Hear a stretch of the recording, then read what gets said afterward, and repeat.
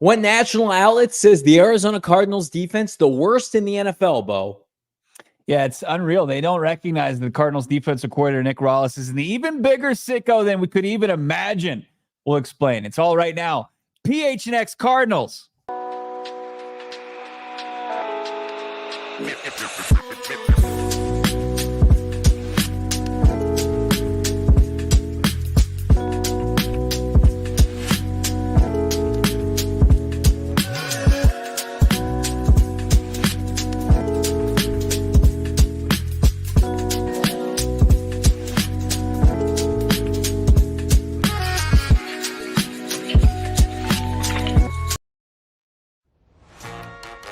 Hey, welcome in. It's the PHNX Cardinals podcast, your premier Arizona Cardinal podcast.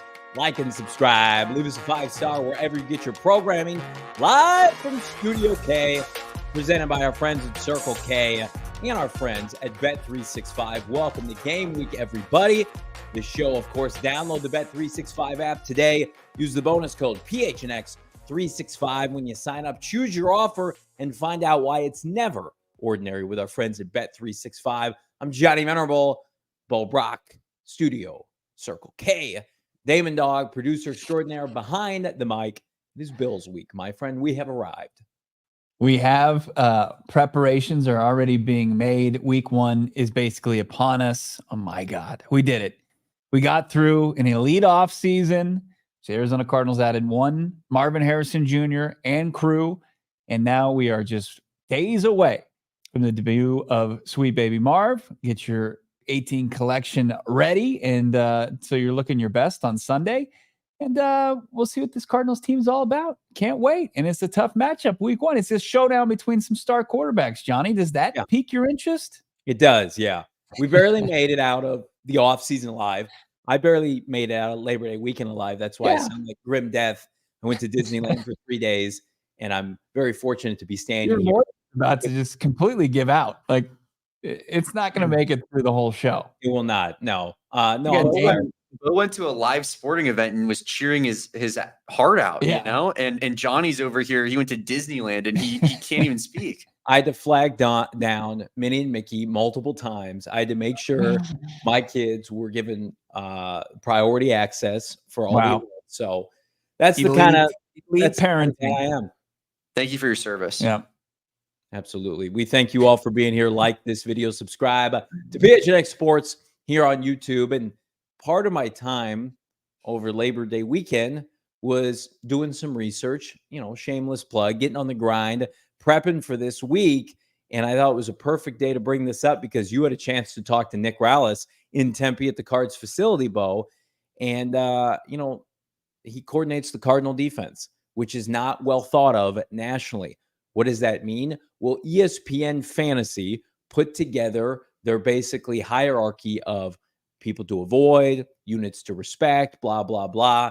And they had this little excerpt about the Arizona Cardinals defense, projected to allow the most points in the year of our football Lord 2024, 443 points for the Arizona Cardinals. The Cardinals have allowed the most points per game over the last 2 seasons, which I did not know, by the way, and did little during the offseason to suggest things will go better in the short term. Yeah.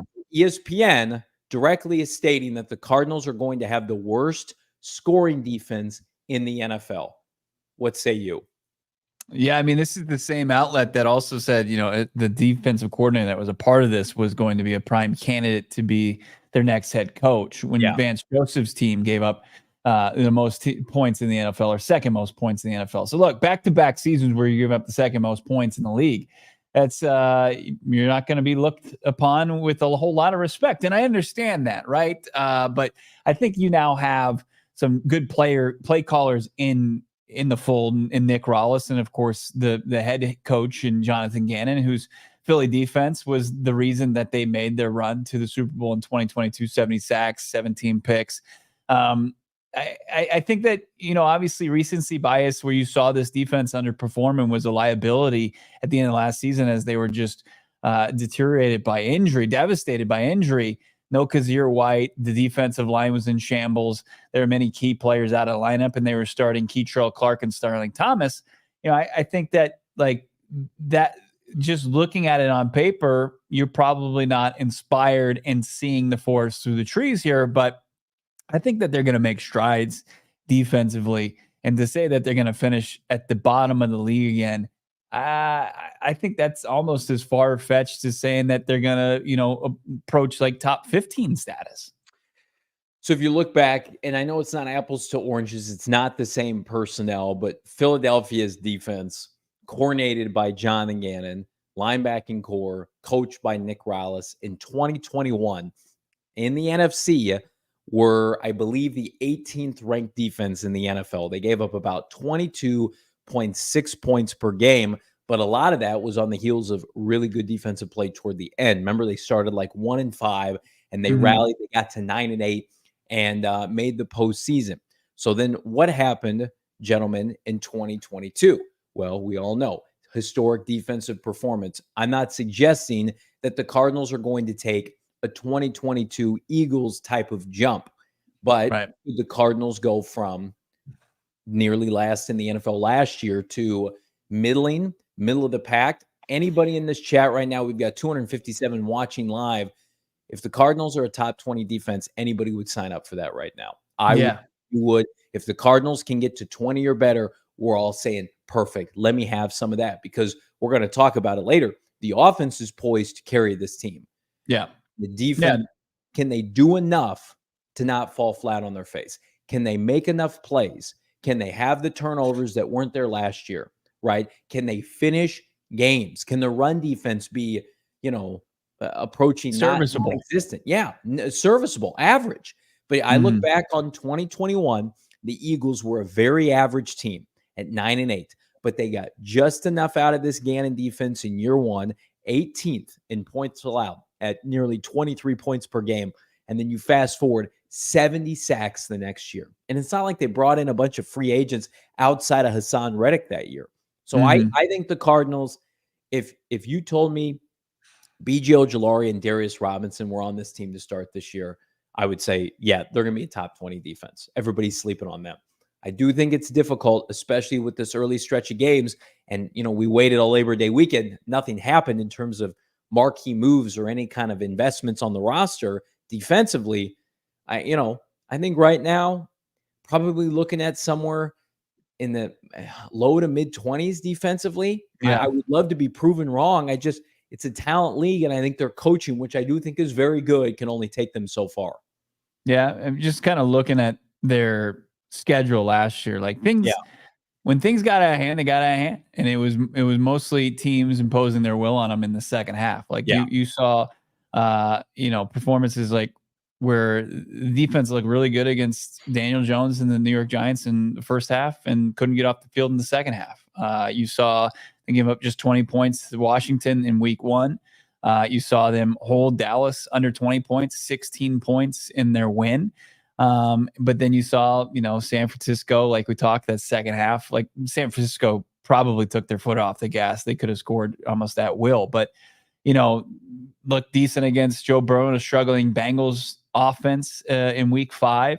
So look, there were flashes of them being serviceable defensively and being able to kind of get off the field. Then, as you mentioned, didn't see a whole lot in the turnover department. Can the personnel that they brought in, can they come out of and you get unique production out of an unknown commodity? And then that's the biggest key. And that's why often people are blindsided by teams making jumps, from the previous season, because they just base it off of 2023's results. And that's the previous season's results. And I think that's where people are unwilling to kind of get outside of their comfort zone and put their ass on the line and kind of make a projection. But I don't think anybody, it's got to be somewhere in the middle, and somewhere in the middle between 32 and 20 isn't great either. It's got to be a little bit higher than that. And I think that the play callers are in that discussion. Like the Cardinals were a competitive team because of good coaching. the talent level did rise even on the defensive side of football. We know about the offensive side of football, but the defensive side, they did elevate the talent on that side. So you have to imagine, just with you couple the good coaching with the raised talent floor, and like it should see things tick up and trend in the right direction. I think the toughest part with the Ojulari injury is he was everybody's kind of second-year pop guy for this defense, whereas the offense has a bunch of guys, right? Michael Wilson, K1 second year in this unit, Marvin as a generational rookie. Now with BJ gone and Darius gone, like, Damon, let's go ahead and pull up the defensive depth chart for this year. Like, who on this depth chart could anybody pick out of a lineup, Cards fans or not, and say, that's a second-year pop guy from the rookie class last year? I mean, like, maybe Garrett Williams, but we've only seen, half a season from the former Syracuse third rounder. I would say, based off this list, if you're like, Johnny, who's going to pop in year 2? My best guess is just based on scheme and tutelage under Rallis and JG. It's like Zaven Collins, maybe year 2 in a position change. I'll push back.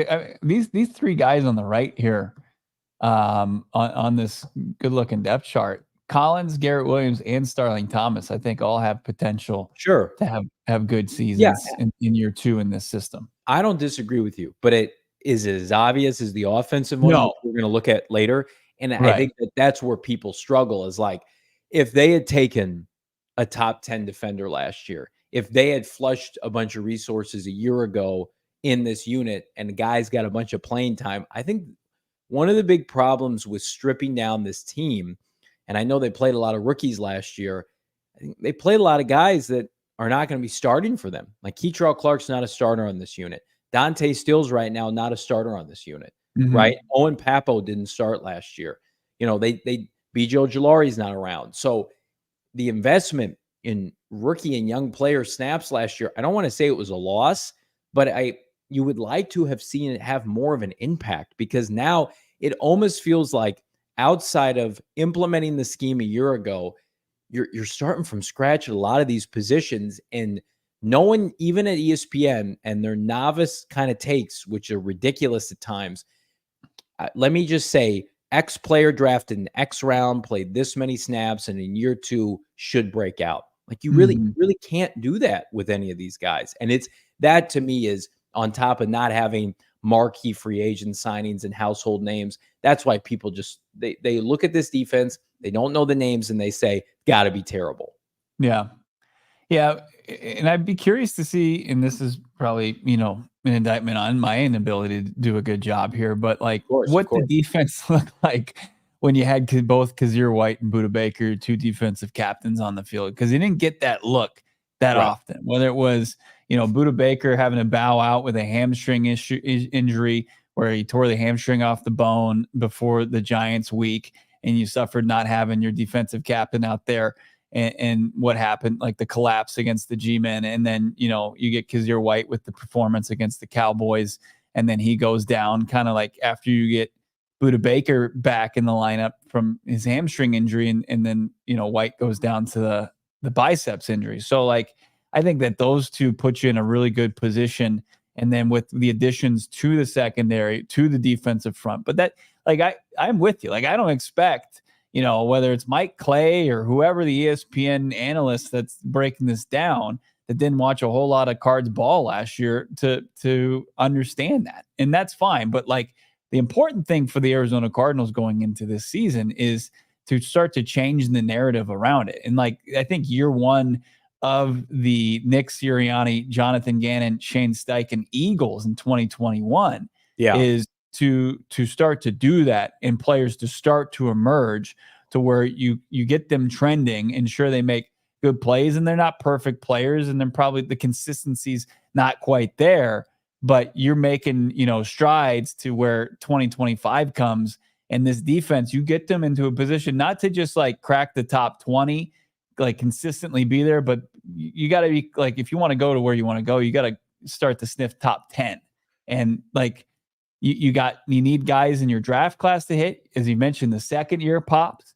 And then obviously you have to, like, we know the edge room needs some additions of some big time players. So I think that you kind of see that as the blueprint and you can follow along, but still, I think defensively they're significantly behind and have to change a lot of things that people in projections that people already have for them.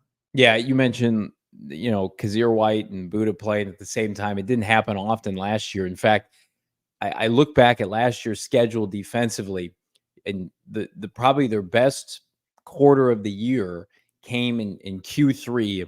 They beat Atlanta. They gave up 21 points. They lose valiantly at Houston. They give up 21, or excuse me, 21. They pick off CJ Stroud 3 times in that game. They do. And then they lose to Los Angeles in a non-competitive effort, 37 points, but then they come back and they beat Pittsburgh 24-10. Like, that's probably their best 4-game stretch if you just talk about incohesion. So, but again, byproduct of, we saw them. They played Desmond Ridder, who's on their practice squad now. They played a rookie quarterback who was generational, and then they played Kenny Pickett or Mason Rudolph. I don't even remember who started that game. Yeah.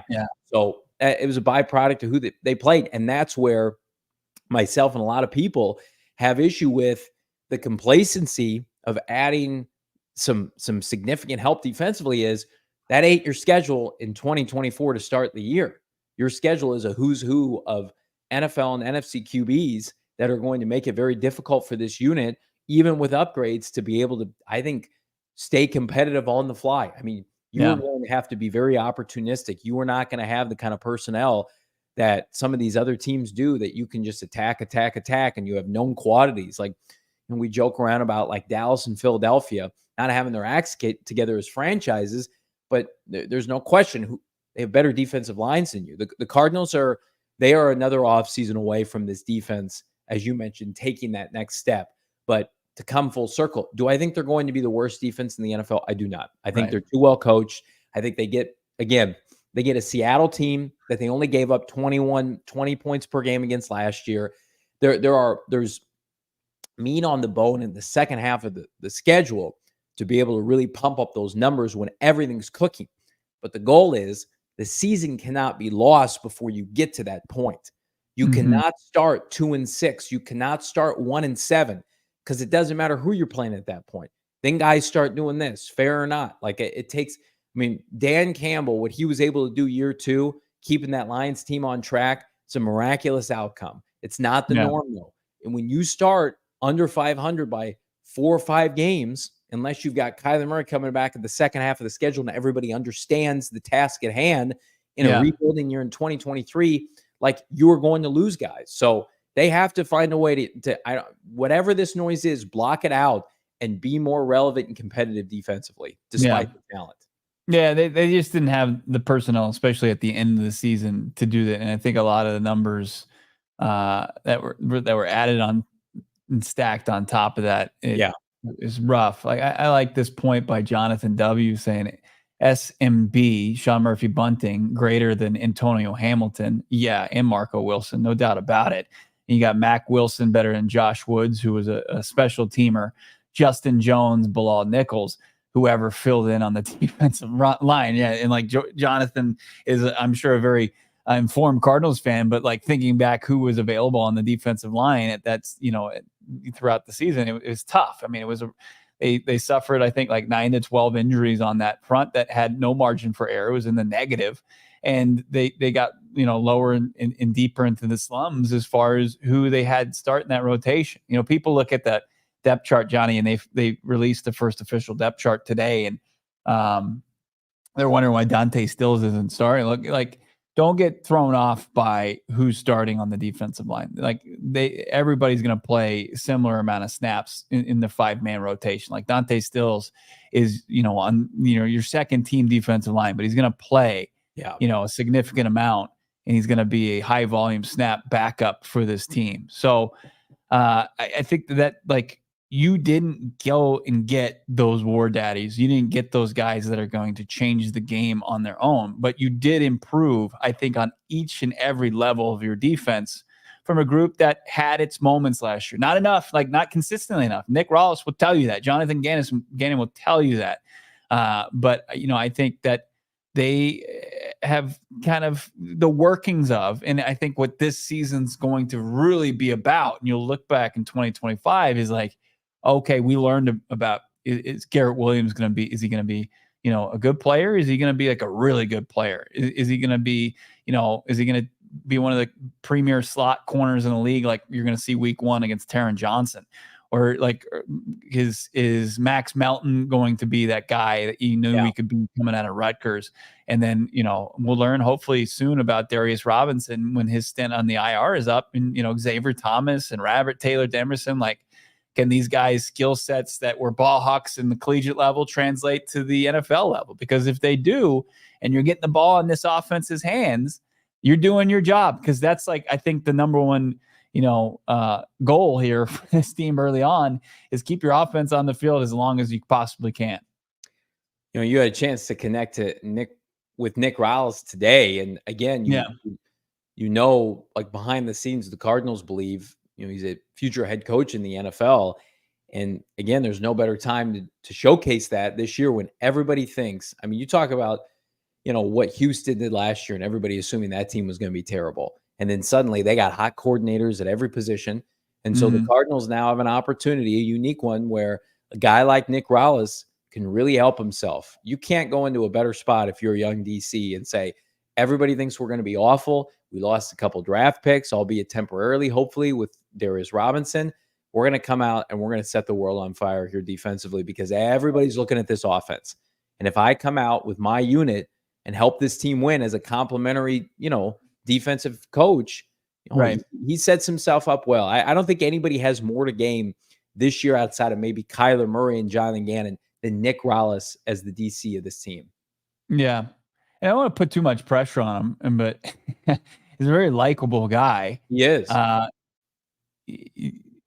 The reality is you can't have the second, you can't give up the second most points in the NFL again. You can't have the worst defense in the NFL again. You just can't. Like, it's too much. Like, I know Gannon loves him, and he's his mentor, just like Gannon had many mentors throughout his run to become the head coach. But like, that's a tough sell. Like, a guy can be your guy, but you at some point you have to prove yourself to an extent. Like, there has to be, even with this talent, even with the lack of talent. I don't know about Don't you think? I mean, I think they view what they did is positive in upgrades at positions across the board on the defensive side of football.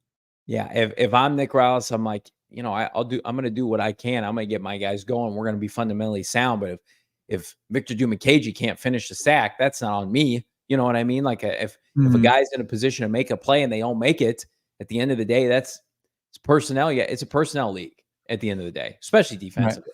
Right. Offensively, you make an offensive line work. You can get a run game going with guys, off the street. But defensively, you got guys that can cover, they can't. You got guys that are in position to sack the quarterback or not. They only make so many big humans to be able to come and compete every Sunday. Cardinals don't have enough right now. Don't the Cardinals feel that, like, the only spot that they're going to, like, the need is real is coming off the edge. Like, I think if you were to ask them, if you just strap them up to a lie detector test. Yeah, for sure. I think they like what they have interior defensive line wise. They love who they have, their off-ball linebackers, and they really like the talent they have in the defensive secondary. I think another area what I would push back on the Rallis kind of mindset of, you got to get Jonathan Gannon's defensive head coach. I know he doesn't call the defense, but he has his hands in it, and Rallis is his guy running his scheme from Philadelphia. So if I'm Jonathan Gannon and the defense isn't performing, that's a direct indictment of my ability to mentor my young DC or be able to be, a fly on the wall and contribute where I can defensively.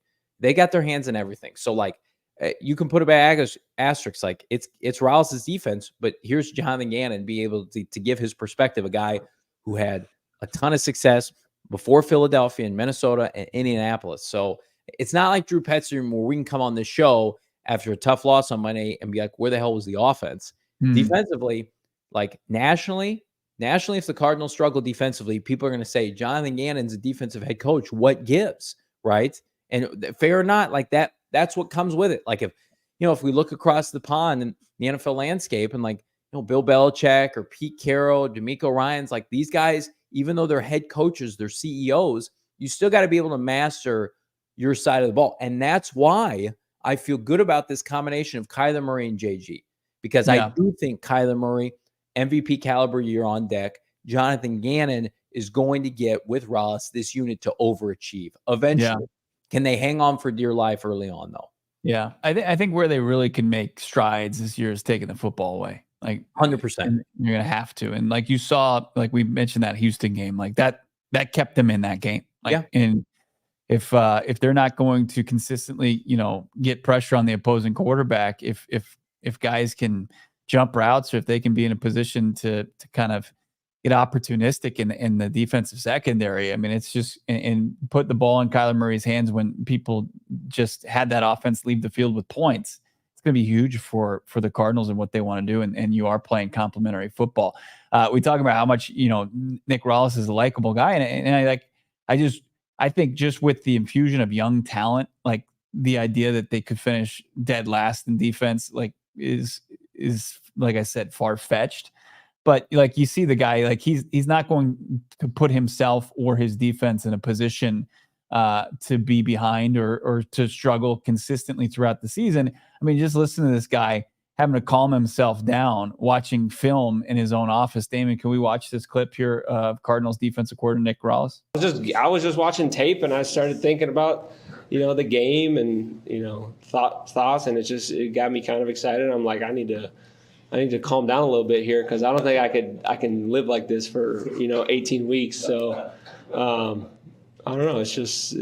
I'm excited for it. We put a lot of time in for this moment, but then it's time to just snap in and be present. I actually all right, that was good.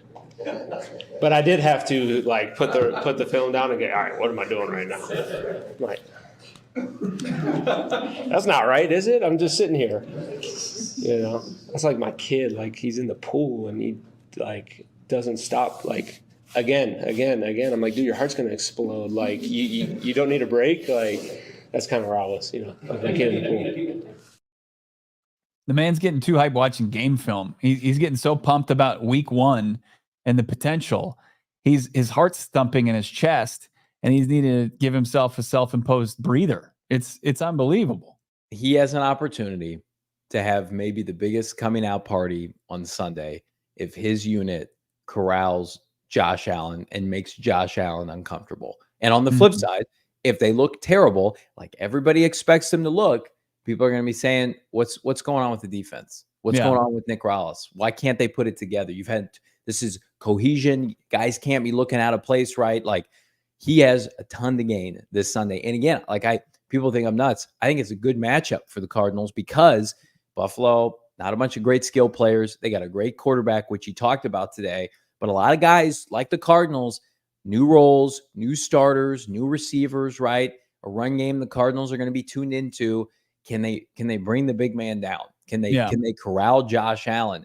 If they can, this unit has a chance. I don't love the personnel. I've made that clear. I think they've missed the wagon defensively at pass rusher. But I have never, ever wavered of my mindset that JG and Nick Rallis the Cardinals are very fortunate. People believe they have two top 10 to 12 defensive minds in the NFL. We haven't seen that come to fruition yet. Got to start this Sunday. Wow. First time hearing you feel like they're undermanned at the pass rush right now as we sit just days away from season opener. I'm sorry to drop that bomb on you. I'm so sorry. Probably should have been a little bit more outspoken about that. I was actually yelling at Donald Duck this week. I said, hey, Donald, can you believe this egregious use of the Cardinals' resources this offseason? I've always heard Donald Duck went back in his day was a technician coming off the edge. He's got a great football mind. He does. He's got great bend. That's for sure. Relentless. Finishes at the point of attack. So much good stuff this week. So fired up. Who isn't? I mean, and you look at the offense of the Buffalo Bills, like the known commodity, and Rallis called him elite because that's what he is. Josh Allen is elite. But what do we know about Josh Allen? Josh Allen, you also look at his postseason, he's really, really good. And most of the Bills' downfall has been, lapses on the special teams, defense, whatever it may be. Yeah. Josh Allen has been pretty good, even taking care of the football, something that he gets knocked for. But during the regular season, within the season opener, when Aaron Rodgers comes out, plays like whatever plays before his Achilles explodes, and then like Zach Wilson comes in and like doesn't Josh Allen three picks in that season opener? Yes. Is that right? Yeah. I think all the same guy. And like the same player. When you just feel like when you getting Buffalo right now, especially with all the changes on the offensive side of the football, you feel like there's vulnerability there that you can take advantage of. But like at the same time, Allen has the chance to change that on his own. But like, can you get them in a spot with the new brain trust that is Allen and Joe Brady? Can you get them off the field enough, especially in the first half, to where you can build a lead and maybe hang on for dear life? It's funny. Like I posted that excerpt from ESPN on Saturday or Sunday this weekend, and I would assume like many Cardinal fans, like here and other places, would be like, you know what? I don't love our defense, but this is extreme. A lot of responses that I got to that tweet were very much like, I hate ESPN, but they're on par here. They're right. It's going to be terrible. I think the Cardinal fans are holding on for dear life. And I think it starts this weekend. And, as much emphasis as we're going to put on this offense to carry this load, like defensively, is it crazy to say like nowhere to go but up? Like they are completely as this team is being slept on nationally this entire offseason. I think a microcosm of that is this defense, because no one thinks that they're going to compete. Nobody. Everybody just assumes terrible players. I don't know anybody. These, JG, whatever, that was a fluke in Philadelphia. That's what people believe nationally. And if you can't rally around that as an NFL player and as a defensive coordinator, like this, perfect opportunity for them to do that. Yeah. I mean, it would be really kind of flipping the script on what people believe this team is and what they're not. And, here's what I will say. Okay. There have been many defenses here in Arizona that have had better talent, that have been led by worse coordinators, and they have looked completely uninterested in playing on NFL Sundays. Defenses with Chandler Jones and even Budda Baker and Patrick Peterson, first rounders, free agent signings, guys who've had success elsewhere, that when they kicked off seasons, it was like, did you practice this offseason? Did you watch film this week? And it was about me, not the team, me, not me. And that's not an issue with Gannon's team. So can they squeeze every ounce of talent out of these position groups, pass rusher, week one, to make the most of it and come away with an upset? I would rather have that. You're asking like Miracle on Ice type stuff. Like, I mean, Team USA versus Team Russia. We're going to cover it later this week. I mean, Josh Allen without Stephon Diggs in his career is about a 500 player. And did they add Stephon Diggs, the captain for the Houston Texans? One of the biggest jokes I've seen recently. That's bad. I mean, the Cardinals got a chance to prove people wrong. They're still, I think, a 6.5 point underdog, which, I mean, does that feel about right to you this weekend? Would you're taking the Cardinals plus 6.5 in that reality, aren't you? Yeah, like I said, I think there's some vulnerabilities there. There's also a little bit of betting with my heart. Yeah. But at the same time, like I think that if you're gonna get the Bills at any point, like week one is a pretty good time to do it. Like they are incorporating so many new things, especially offensively. You're setting up Joe Brady to take over the play calling duties from here on forward. It failed in Carolina, got a second opportunity last season, and then you're revamping this wide receiver core, and you're asking, Josh Allen to elevate all these guys' games. And then also you've got a brand new center that's we know from experience, firsthand experience watching the Cardinals, that if you don't figure that position out, that it can be a nightmare. But then there's still the ability between, just Josh Allen himself, good running back, and James Cook, and then Dalton Kincaid. Like that's enough. That's unfortunately enough. But, there's also enough, chances to where you could maybe get like them to go out there and shoot themselves in the foot and turn an offensive series into a 3-and-out that shouldn't have been. That's what you're looking for, and maybe a turnover here and there. The Bills have started off slow the last few seasons in a row now. Feels like it's their MO. They definitely come on strong when it starts getting colder and they play home games in Buffalo late in the year. So getting them early is definitely a good spot to get them, especially with a lot of roster turnover. When I look at this game and I like the Bills, like it doesn't count the Bills out as one of the teams that I think are going to be a team that's going to be there at the end of the season in the playoffs.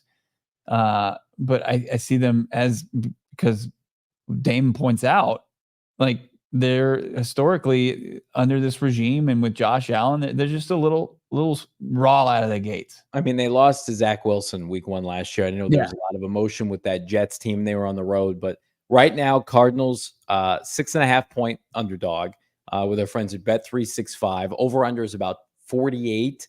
Cardinals money line plus 235. But then the player props that are available right now with our friends at Bet365. First touchdown, Josh Allen, plus 550. I love me some first touchdowns. The Cardinals' best odds for first touchdown is James Conner, followed swiftly by Marvin Harrison Jr., both over plus 1,000. Now's the time if you haven't dabbled with our friends at Bet365. Sign up today. 90 million users worldwide, live streams, 780,000 events each year across. Again, this is my favorite time of the year to bet. College football, full slate of action this past weekend. Then, of course, week 1 of the NFL kickoff this Thursday. Beginning Thursday all through Saturday, Sunday, and Monday. Right now, sign up with PHNX 365 is the bonus code. Deposit $10 and choose between either the bet and get offer. Place $5 or more, get $200 in bonus bets. Perfect. Or first bet safety net. Say you want to put $1,000 on the Cardinals money line plus 220, and you're like, okay, well, if I lose, what do I get? Well, you get up to $1,000 in bonus bets. But you got to do it with our friends at Bet365. You got to use the bonus code PHNX365 when you sign up, Bo and Damon. Choose your offer and find out why it's never ordinary with our friends at Bet365. Again, I'm going to be on the app. I've been on the app all weekend. I'm going to keep the good times going here Thursday through Monday. And, of course, saddled up for Sunday morning football. Cards at Bills.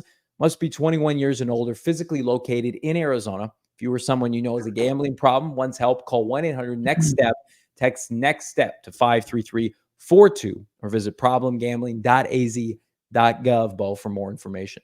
You're going to join us out there, Gila River Resorts and Casinos at Wild Horse Pass. We're going to be hanging out there for our watch party, achieve legendary status. But that's not where I'm going with this, Damon. I know I shocked you with that. I'm actually going to say you're going to have a couple pops. You're going to have some ice cold beers or cocktails. Why not? Save yourself. Don't get those Sunday scaries. Check out our friends, a game-changing project that maybe you're going out for a night of drinks or watching Sunday football all day. It's called Z-Biotics Pre-Alcohol. We love it. Let's face it. A night with drinks, you don't bounce back like you used to the next day. Now we've got, you used to have to make a choice. Either a fun night, having a bunch of drinks, or take it easy and feel great the next day. But we found Z-Biotics Pre-Alcohol, put ourselves in a great spot. Right now, you need to check it out for yourself. Go to zbiotics.com/PHNX cards. That's right. This podcast specifically is going to help you save money, 15% off your first order when you use the code PHNX cards 50 or PHNX cards. I apologize. PHNX cards at checkout. Pre-alcohol is backed with 100% money back guarantee. If you're unsatisfied for any reason, they'll refund you your money. No questions asked. Remember to head to zbiotics.com/PHNX cards and use the code PHNX cards at checkout for 15% off. Thank you to Z-Biotics for sponsoring this episode, and let the good times roll. It's a good time. The hell out of me there. I know. It was pretty nasty. It was like Dante Hall back in the day. Yeah. Human joystick. Let's get to some of these super chats here. Tyler H. You needed some Z-Biotics for Disneyland, man. I do. Yeah. I'm never going away, though. I'll never log off. $5 super chat. $5. Tyler H. What's up, boys? 2 weeks post-op from rupturing my Achilles. Oh, no. Think I'll be able to compete for the backup QB spot by Christmas? Tyler, you'll be inserted immediately upon your recovery. Oh, Lord. My man, a quick recovery to you. The Achilles is no joke. That sucks. But appreciate the $5 super chat. Hopefully, we're talking some, serious football by Christmas too. That would be awesome as well. How about our guy Jack, $9.99?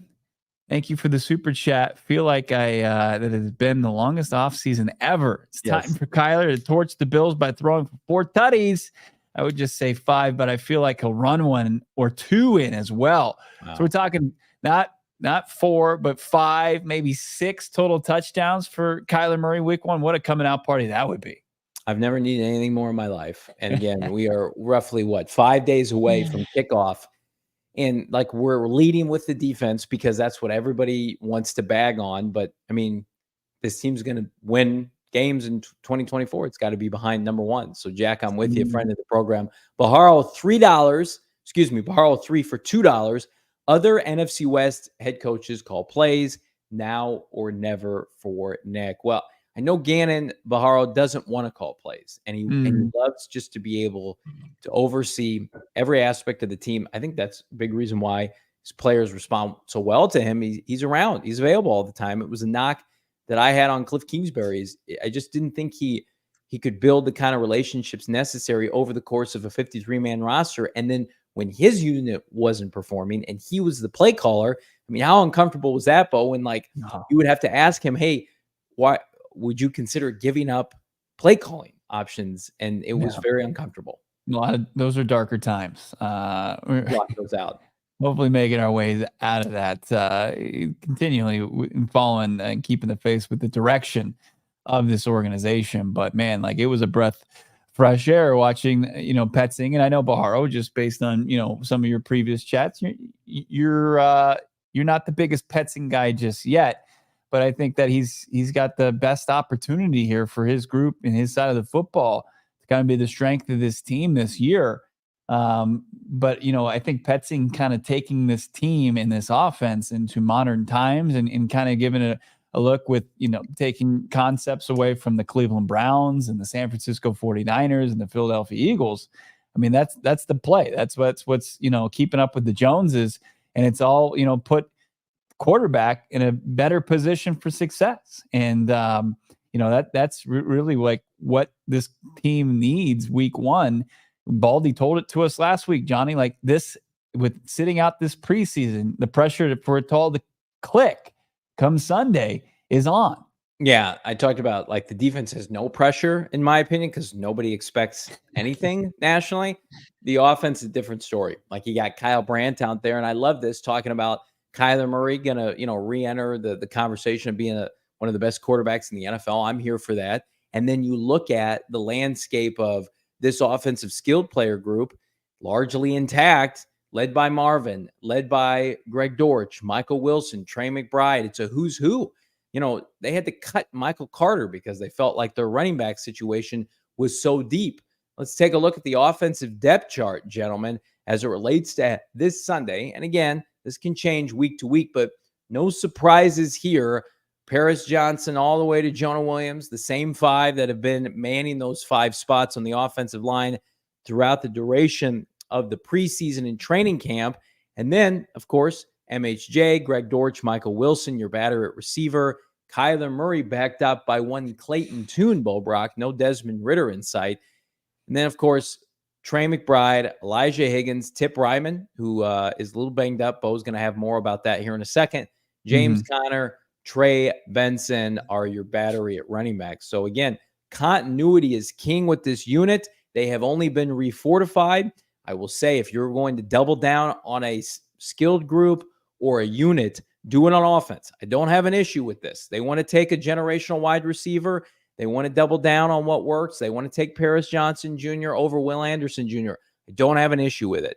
But I say that knowing full well that these investments, which are significant, are likely going to cause some learning curves or some personnel concerns defensively. But this is where the talent on this team is.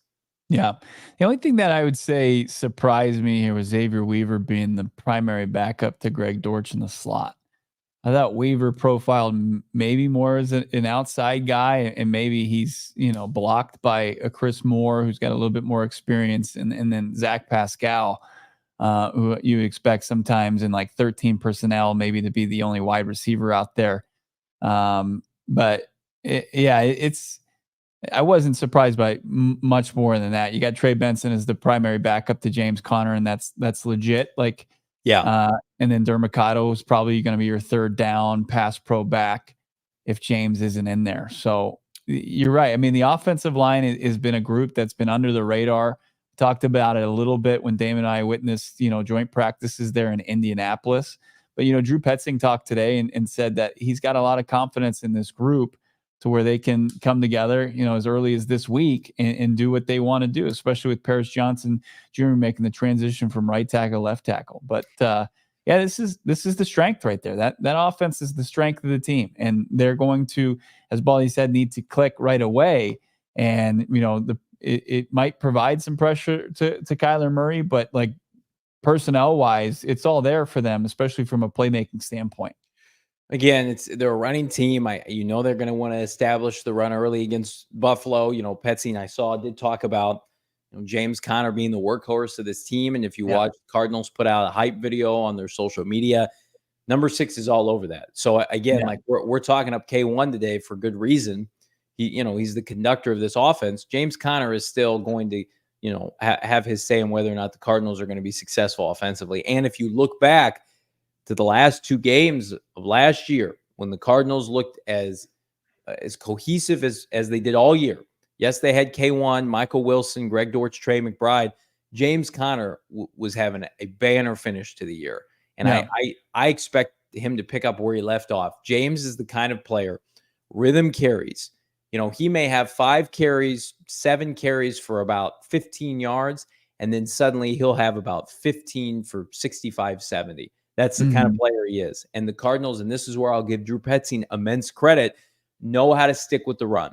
It's going to be tempting, I'm sure, with MHJ in the fold now to say, well, we got to abandon that. I would caution the Cardinals, and I think Petzing's smart enough to know this, with the defense in the state that it's in, keep them off the field. Keep this offense 8, 10, 12 play drives, bleed that clock, and demoralize a unit in Buffalo that, again, lost their starting inside linebacker, was a captain of their team. I'm not blown away by their defensive line. Like, they're a very sound, solid unit defensively. Go look at what the Kansas City Chiefs did to them in the postseason last year. You can run on the Buffalo Bills. I expect the Cardinals, 11, 12 personnel, grinding it out. Jonathan Gannon loves to gamble on it on 4th down. Keep the defense off the field. This is not Cliff Kingsbury's offense 2 years ago, where 10, 12-second drives are done and your defense is just, sacrificed to the Wolves. The Cardinals do that, and the temptation is going to be there with these weapons. Quick 3 and out. Like, they're not going to beat many teams. Yeah, you're going to be tantalized by all your new toys.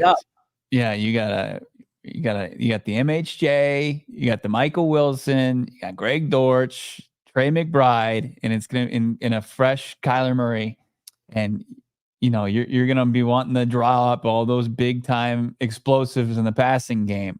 But if you can temper those and you can lean on this run game, like, those opportunities are going to present themselves. It's just going to happen that way. And that's how it went down at the end of last season. You just got the Super Nintendo for Christmas. It's 1993, but you still got to take care of business at school. You got to do your homework. You got to do your due diligence. Then it's time. You can splurge a little bit on the weekend. You go nuts with that during the week, you're in trouble. You're in detention real quick. Yeah. But like what we saw from this offense when Kyler Murray returned is, they were tops in most, major rushing categories. Yeah. And, it's this kind of the straw that stirs the drink, that rushing attack, and the emphasis they put it on it this offseason. And you're right. I mean, that's one of the things that Sean McDermott defensive have struggled against. Like, they haven't been terrible. They're not the worst in the league, but if they're susceptible, running the football, can you set yourself up? Can you put Kyler Murray in this passing attack in second, third, and manageable? And it makes just life a little bit easier going forward. And when you got guys that can win one-on-ones when you need that, that's where they start to show up in the passing attack. You got to get excited about it. I think it would be a big letdown if they don't have a productive day offensively on Sunday. Yeah. lean on your strength, and their strength is their offense. Like our strength here are our friends at Circle K, America's thirst stop. I made the 6-hour drive to California over the weekend, made multiple stops, used a plethora of options and offers via America's thirst stops premier app, the Inner Circle Circle K app today. Download it. Listen, we got ample time here. Save 25 cents per gallon in your first 5 fill-ups. Save 3 cents per gallon every single day. And again, like I'm inside, we're checking out the snacks, we're checking out the eatery. Perfect. Drive and go on top of the cheapest gas that I can find anywhere. And again, when you're taking long road trips, when you're messing around with this heat, you want to make sure you're locked and loaded, ready to go with a full tank of gas and staying hydrated. 79 cents, any Polar Pop or Froster now for just a couple more days here in Arizona. Take advantage. Join the Inner Circle for free by downloading the Circle K app today. Terms and conditions apply at participating locations. Visit CircleK.com, Bo, for more details. Saved a life at Coors Field out there in Denver. What? Probably wouldn't have been. I'll get into that. But, you know, our friends over at Game Time got us into the stadium. Basically, Game Time saved a life because of them. Wow. We love them. And we were able to find last-minute tickets for both days. We went to Rockies baseball game at that beautiful park there. And we didn't break the bank. I mean, we got lower level, just a couple rows off the field for like $33, and we used their $20 off with the PHNX promo code. You can do so yourself. Cardinals are at Orchard Park in Buffalo week 1. If you're making the trip, I highly recommend using Game Time as well. Or for, you know, the next 3 weeks after that, the Cardinals are at home, State Farm Stadium, and you can get tickets to the Cardinals play at home at the Nest. And with the rest of the Red Sea, it's the lowest price guaranteed. You get the event's cancellation protection, 24-hour returns guaranteed, job loss assurance, and on-time ticket delivery. What else do you need from your ticketing app than Game Time? $20 off your first purchase when you create your account for free at GameTime.com. Use the code PHNX. Terms and conditions apply. But look, if you want to get in the game, you need Game Time. What time is it? Game Time? Yeah. I want to hear about how you were a hero. Because you often play the role of villain on this podcast. Milwaukee Braves, $9.99 super chat. I had the feeling for months we'd be Buffalo week 1. I'm taking Cardinals money line for a hundo. Maybe I'm crazy. Love the Cardinals regardless. I don't think you're crazy. That payout with our friends at Bet365, by the way, 100 pays out $320. So you'd love to see that if it were to hit. Plus 220 right now. Milwaukee Braves, thank you for the super chat. Been a minute for Milwaukee Braves. We used to see Milwaukee Braves often on this podcast. Glad to have you back. Hey, we're welcoming back a lot of people. The off season is over. We put it to bed. It was our most, I feel like, eventful off season here as members of this fine beat PHNX Cardinals. Here's what I will say with regard to the off season. I don't think it's over yet. I think it's very much alive and well. As long as one Haason Reddick refuses to show up in Philadelphia, I like to believe New Jersey, New York. Yeah, not Philadelphia. If Haason Reddick refuses to show up as a member of the New York Jets, the offseason is alive and well. So there were multiple pieces of information put out today by members of the media, so much so that I think Haason Reddick was doing like back to school, giving back to kids, handing out backpacks. Of course, slumming it. The New York media tried to bombard him and ask him about his contract situation. He did not respond. And then Adam Schefter, I think with Pat McAfee, basically said, no end is near. And the Jets are out there paying cornerbacks and other players that have shown up. So I'm going to just caution everybody. I think the offseason is alive and well because sweet Haason Reddick is opting not to report. It's game week. And I think we're close to getting to the point where the Jets are like, Haason Reddick, you're dead to us. We're moving on.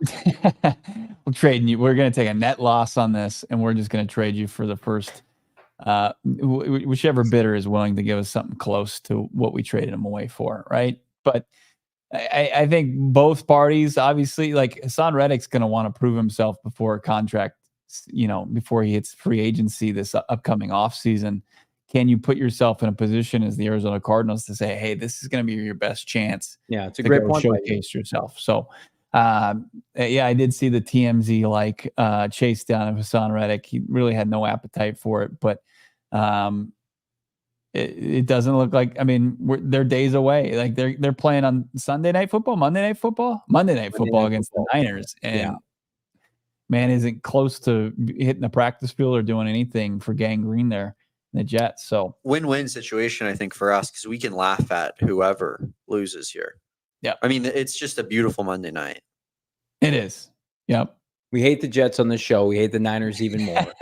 Unfortunately, the Niners are. Yeah, if the Niners, especially after giving Brandon Ayuk everything he wanted, after trying to play hardball, and then Trent Williams, like the only redeemable part of the 49ers is Damon and myself's boy, Ricky Pearsall.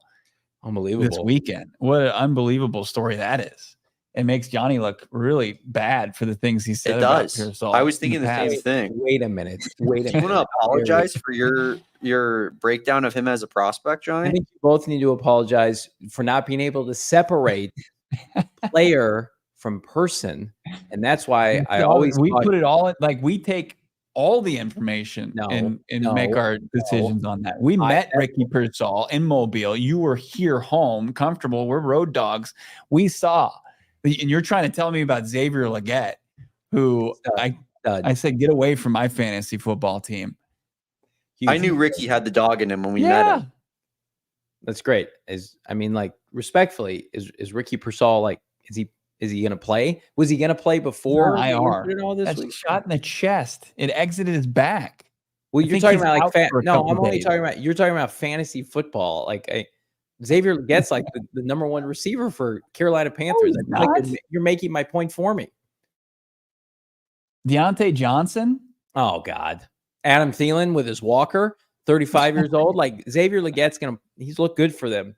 Here's what I'll say. I didn't like Ricky Pearsall as a prospect. It doesn't mean I'm very happy that he was brutally ambushed. No, I didn't say that. I just think you should maybe rethink if this weekend wasn't just a sign of how resilient he is and what kind of he's just a dog. No one said that, Johnny, but if that's where your mind goes, I mean, that's fine. That's just that's what you're putting out into the world, but that's fine. No, here's what I'm putting out there. I'm happy he's okay. He sounds like a great guy. I would not have been my first pick to have Cardinals taking a receiver. Just I didn't love his game coming out. Am I allowed to say that? There were a couple guys I didn't like. Well, Bo and I, all we have to say on the matter is speedy recovery, Ricky, and we really enjoyed meeting you. I mean, Johnny can't even put that aside. He can't even just say, "Hey, I hope you're making me out to be the bad guy here." A man was shot. And I'm here. We know for it. You don't know anything. I didn't inform both of you. I said prayers up to Ricky, and they're like, "You don't wish him well." All right, what happened at the Orioles game? Did you have to give mouth to mouth to somebody? What happened? I'll tell you what happened. We're sitting there in our seats that we got from Game Time in the outfield for the night game on Saturday, and I'm sitting with my wife, who's a medical professional, and we look over, and people are like, "Oh my God, he's choking" or whatever. And my wife springs to action, just leaps over seats, and I'm like, "Oh crap, she's in action. That means I have to go as well." So I'm holding this big body guy up, and she's asking his wife or significant other, is he choking? And she's like, yes. He's doing basically the international sign for choking. My wife is just giving the Heimlich as hard as she possibly can. I'm like, this guys, there's no nothing's coming out of this guy's mouth. How long do we go here? I'm envisioning this guy checking out, and she just keeps going. And the next thing you know, after about a minute, the guy finally comes to, and he's like, no, just give me a minute. And she'd asked specifically, is he maybe having an event, or is he choking? And she said he was choking. And my brother, who I was there with him and his wife for the game, and they were running up and down the stairs trying to get people to help. People couldn't take their eyes off the ball game. And we were just sitting there, and this guy's having a medical emergency. But it turns out he might not have been choking. But regardless, we were prepared if he was. That's it. Damon, so are we heroes? That's an incredible story. I don't know what to believe, though. I don't know if that, it started out he was choking, now he wasn't choking. Right. People are watching the game. They're not interested in this man's, potential demise. So kudos. You made it sound like maybe you were the hero. It sounds like your lovely wife was the hero. I was thinking the same thing, Johnny. Yeah, I think your wife is a hero, Bo, and you reluctantly stepped in. Here's Bo. Like, hey, for the gram, smile for the gram. Honey, we're gonna be internet famous. Look over here. Honey, Adley's hitting right now. I can't look away. You got to ask yourself sometimes, like if a building's on fire, you're one of the people that run away from the fire, or you're one of the people that run towards the fire. And I think I answered what type of person I am. No, you were the meme of the little girl smiling while it was on fire. That's what you were. Man, this is going to be such good content. I know it right now. Haley, you're going to set us up for life. That's what you were doing. Now, that's unbelievable. Not surprised though. I mean, the Brocks are selfless people for the most part. Yeah. When you're not up here frauding it up, you guys, you do good work. Yeah. Unbelievable. Wasn't that game like not particularly close either? It's like 5-0. The Saturday game, the Rockies won that game. Oh my God. Embarrassing. Yeah. That is embarrassing. You guys provided probably the only highlight of the day for those in attendance. Unbelievable. I'll tell you what else is unbelievable. The deals right now, becoming a diehard at gophnx.com. Again, we are digging in. While this offseason may have taken its toll, for better or worse, you still can't buy a number 18 jersey here in the great state of Arizona or anywhere collectively. We tried. I got spammed. My debit card got flagged by our friends in NFL Europe. It was abruptly canceled when we tried on the air last week. Now shop the number 18 collection, pick up a free hat and or shirt, specifically a shirt from the number 18 collection. If you become a diehard right now, any of these can be yours for free, and rep them. Hopefully you get it in the mail by the time the Cardinals kick off their home schedule week 2 against the LA Rams. Of course, the Maserati T, MHJ, and the one I'm repping today, a little bit of math, 1 + 18 equals 6, all on display right now.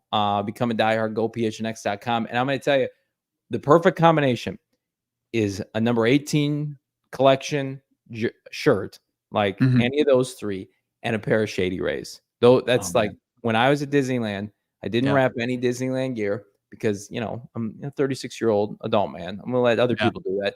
But I was repping the number 18 collection. I did have on my Shady Rays. I got so many compliments on both. People are like, oh, that's cool. Are you from Phoenix? What are those shades? And I'm like, you can get hooked up with all this. You can wear my entire outfit for under $50, led by my Shady Rays, my friends at Shady Rays. Right now, get ready for the season with quality shades built to last. Our friends at Shady Rays have you covered with premium polarized shades that will not break the bank. Okay. Independently owned sunglasses company offering worldwide products, 5 stars by over 300,000 people. And again, like I've had multiple pairs. I've lost a few back in the saddle overnight. It's a seamless transaction, 35% off using the bonus code PHNX. I'm going to tell you right now, the style is on point. The selection is on point, and the customer service is elite. My wife got a pair. She swapped it out. No questions asked. Didn't love how it looked on her face. Got another pair for free. Didn't have to pay all that hoopla about return shipping, blah, blah, blah. Nope. Get hooked up right now. Bonus code PHNX, 35% off polarized sunglasses. Try for yourself the shades rated 5 stars by over 300,000 people. They've got a location here in Arizona. Shady Rays. I'm never, ever committing to another sunglasses again. This is your premier shades. Try them today. Holster that promo code because you're going to want to use it again. You got to check this out. How about that swag? Oh, my God. Swag. Look at that. Those are brand bills. Premium headwear and apparel. You can save 20% off right now with the promo code PHNX. Just like you're saving money on great premium polarized shades, save them on premium headwear, custom apparel from our friends over at Branded Bills. If you're excited about how the Cats performed, you had T-Mac streaking up and down the field against New Mexico, or you liked what you saw from the Sun Devils against Wyoming, why not rep your school or maybe even your brand, your own personal brand with our friends over at Branded Bills? The perfect headwear and apparel, whether it's snapbacks, truckers, fitteds, beanies, or tees, Branded Bills has you covered with performance and style. Head over to brandedbills.com right now. Use the code PHNX. Get 20% off your first order. That's heading over to brandedbills.com. It's a local company here in Mesa, but they're going big, going worldwide. Go to brandedbills.com. Use code PHNX for 20% off your first order. We got Baldy joining this fine program manana to preview the big game, week 1, Cardinals at Bills. And man, oh man, Bo, we have some stuff cooking up behind the scenes as it relates to this little podcast that could, but I'm going to tell you right now, before those announcements come, hang with us this weekend. We're going to be hanging out at Gila River Resorts and Casinos Wild Horse Pass Sunday, early kickoff watch party. I know a lot of people have been asking, like, what's the deal? What are you guys planning on doing on football Sundays? Well, I'm going to tell you right now, away games, you know where to find us. We've got early morning kickoff at the premier sportsbook here in Arizona. Myself, Bo Brack, Damon, Dawg, Britton Golden on the call with us.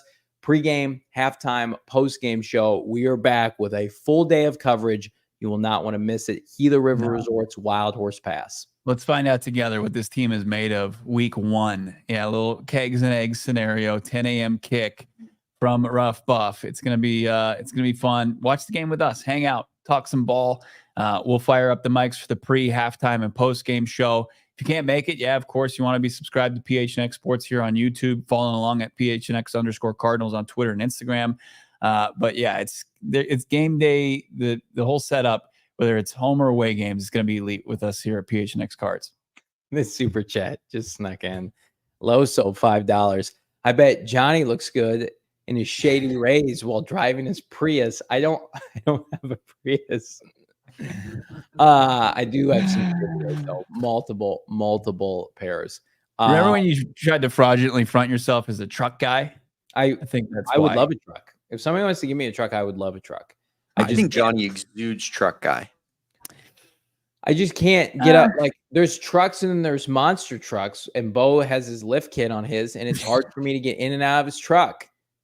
Tries to make me feel inferior. That's why you're not a truck guy, because I have zero lift. It's stock in my truck, and you're saying, hey, what would you have this thing taken and get special lift kit in it? It's like, no, it's just standard. You got to use a ladder to get into Bo's truck. It's sad. I need a step stool. I'm a big boy. I can drive a truck. I have before driven many of big vehicles. Bo's truck's on a different level with the the gadgets he's got going on. Yeah, it's difficult for me. Rudy's saying pregame crap's not a bad idea. Sunday is going to be a big day for this podcast, and the Cardinals, yes, but this podcast especially. We got so much stuff rolling out, and this team right now, the optimism, I think, externally, nationally, may not be there outside of your Kyle Brandts, Mina Kimes, friend of the program, but can't wait to watch this Cardinals offense. Internally, though, I mean, like, they feel like they've got something special, maybe even like a sleeping giant-esque. And when you have the quarterback and you have the head coach, you got a shot every Sunday. And that begins this weekend against McDermott and Josh Allen. That's what Petzing said today, too. It's like, when you have Kyler Murray, and they have him now week 1, unlike last year, you always have a chance. He gives you the opportunity. And we're going to talk to Kyler Murray tomorrow. He'll make his first media availability of the regular season, along with Jonathan Gannon and a couple other select Cardinals players. But tomorrow it begins. It's, Monday was kind of an extra practice, but tomorrow's the real thing. It's the first, install. You got the next 3 days, and then they take a flight to Rough Buff, and then they're playing Sunday morning before you know it. We're going to be covering it all Wednesday, Thursday, Friday, and then, of course, the coup de grace on Sunday. Drop a like on this video. Subscribe to PHNX Sports here on YouTube if you have not done so already. We appreciate all of you. And, Bo, we couldn't be more fired up to kick off the regular season and our full of array of coverage here on PHNX Cardinals. Yeah, and I highly recommend it. If you haven't done so already, Craig Morgan cranked out an unbelievable article, collaborated with some ALLCITY football reporters from Chicago to Philadelphia, giving some great insight to Denver as far as the new kickoff rule, which I think a lot of people are sleeping on. And Craig did some great work, talked to the Brian Mitchell, who's a all-time returner, and got some insight, from different special teams coordinators across the league. Check out that. Go PHNX.com. Also, he's got some, Cardinals news and notes from Monday's practice. Go PHNX.com. Read the great work of Craig Morgan. He's going to join us more and more throughout the season. You guys are going to get to know Craig a lot more, and you're going to, I guarantee you, enjoy all the work that he's already been churning out for PHNX Cardinals since the beginning of training camp and before that. Like this video for Bo Brock, Damon, Dawg. We're happy to be back. Welcome to the 2024 NFL season with PHNX Cardinals. We're back on a Wednesday. I'm Johnny Venerable. Peace. We all silly like the mayor.